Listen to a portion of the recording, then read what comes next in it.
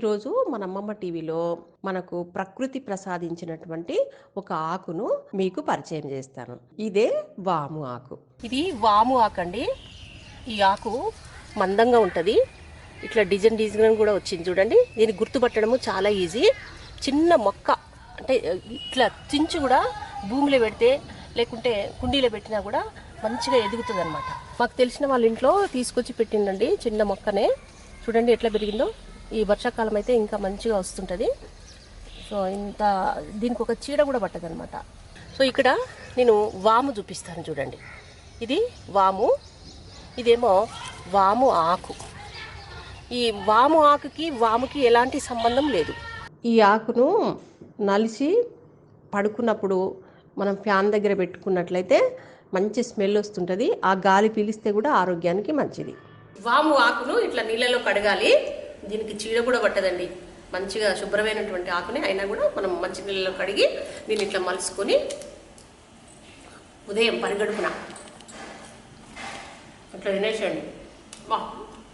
మస్తు ఘాటు. వాటర్ ఎందుకంటే ఆకు నిండా వాటరే ఉంటుంది.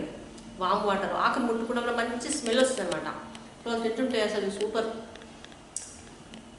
బాగా అనిపిస్తుంది. వైరస్ కూడా తరిమేస్తుంది. గొంతులో గరగర పోతుంది. ఆయాసం, దగ్గు, దమ్ము, ఆయాసం అన్నీ కూడా తరిమేసే గుణము తత్వము దీనికి ఉందన్నమాట. సో బ్యాక్టీరియాని కూడా దరిదాపులకు రాకుండా చేస్తుంది. అంత మంచి పవర్ఫుల్ ఆకు. ఈ ఆకుని మనకి చెట్టుని ఎక్కడన్నా సరే ఇట్లా కొమ్మ తీసుకొచ్చి పెట్టినాం అనుకోండి, 2 రోజులు ఆడ పడేసి పెట్టినా కూడా నీరున్నారని చక్కగా ఎగిరేస్తుంది అనమాట. అంత మంచిది అన్నట్టు ఇది.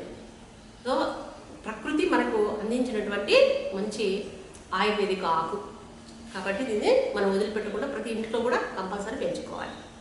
పిల్లలకు కూడా తాపిస్తే మంచిది. నేను ఇది బజ్జీ చేసి చూపించిన మీకు అమ్మమ్మ టీవీలో వాము ఆకుతోటి బజ్జీ చేసి చూపించిన. పిల్లలు ఇష్టంగా తింటారు.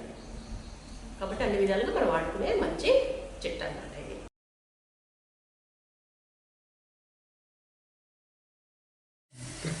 గిన్నె పొయ్యి మీద పెట్టానండి. స్టవ్ అంటేసి ఇప్పుడు వాటరు గిన్నెలో పోసేసి వాము ఆకులని మసలు పెడదాం. ఇప్పుడు ఈ 2 వాము ఆకులు ఉన్నాయి కదా, ఇవి దీంట్లో వేసేస్తాం కడిగి. ఓకే, ఇప్పుడు కొద్దిగా ఆయిల్లో పెట్టేసి 2 నుంచి 3 నిమిషాలు మసిలితే సరిపోద్ది. 2 మినిట్స్ అయిందండి. ఆకు చూడండి ఇప్పుడు మసలడం వల్ల గ్రీన్ కలర్లో వచ్చేసింది వాటర్. సో ఆకును చించేస్తే కూడా ఇంకా మంచిగా అవుతుంది.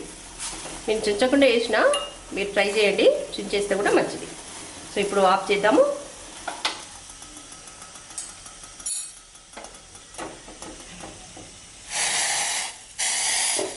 కప్పులో పోస్తున్నానండి. సూపర్ కలర్ వచ్చేసింది, గ్రీన్ కలర్.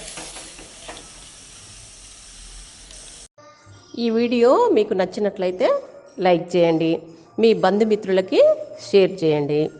ఎవరైనా కొత్తగా చూసే వాళ్ళు ఉంటే దీన్ని సబ్స్క్రైబ్ చేసుకోండి. బెల్ ఐకాన్ మాత్రం క్లిక్ చేయడం మర్చిపోవద్దు. Thank you.